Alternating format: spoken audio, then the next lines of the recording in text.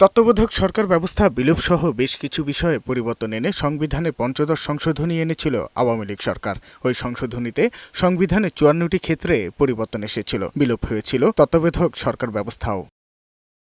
জুলাই গণঅভ্যুত্থানে আওয়ামী লীগ ক্ষমতাচ্যুত হওয়ার পর পঞ্চদশ সংশোধনীর পুরো আইন ও আইনে কয়েকটি ধারার বৈধতা নিয়ে ২০২৪ সালে হাইকোর্টে আলাদা দুটি রিট হয়। রিটের শুনানি শেষে হাইকোর্ট পঞ্চদশ সংশোধনী আংশিক বাতিল করে। ফলে সেই রায় তত্ত্বাবধায়ক সরকার এবং গণভোট সহ ৪টি বিষয় সংবিধানে পুনর্বহাল করেন হাইকোর্ট।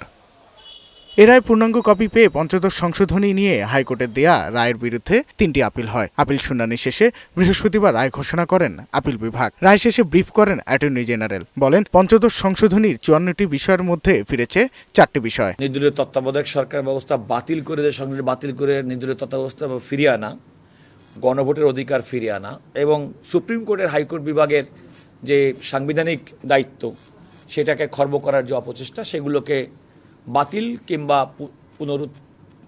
পুনঃপ্রবর্তন ফিরিয়ে আনার মাধ্যমে হাইকোর্টটি রায় প্রকাশ করেন। আগে যে কাঠামোতে নির্দলীয় তত্ত্বাবধায়ক সরকার ব্যবস্থা বহাল ছিল, সেটি হয়তো এখন পরিবর্তিত পরিস্থিতিতে আরও রিডিফাইন করবেন, তাহলে সেই ক্ষমতা তো পার্লামেন্টের আছেই।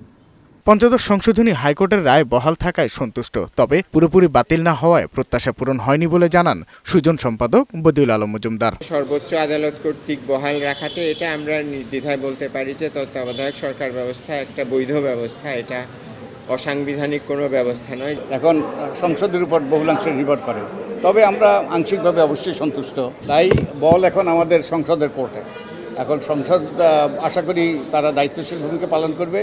রায়ের পর জামাতের আইনজীবী জানান, এই রায় বাস্তবায়নে পূর্ণাঙ্গ কপির প্রয়োজন নেই। প্রত্যাশা অনুযায়ী রায় হয়েছে। এখন তত্ত্বাবধায়ক সরকার ব্যবস্থা বাস্তবায়ন নিয়ে সংসদ সিদ্ধান্ত নিতে পারবে। জুলাই চার্টার থেকে শুরু করে সংবিধান সংশোধন করার ক্ষেত্রে কি কি পদক্ষেপ তারা নেবেন, এই ৪টি বিষয় ছাড়া বাকি বিষয়গুলো সংসদের সামনে উন্মুক্ত থাকলো। তবে রায়ের পর্যবেক্ষণে কি আছে তা জানার জন্য সব পক্ষকে অপেক্ষা করতে হবে পূর্ণাঙ্গ রায়ের জন্য। সাজ্জাদুর রহমান, বৈশাখী সংবাদ, ঢাকা।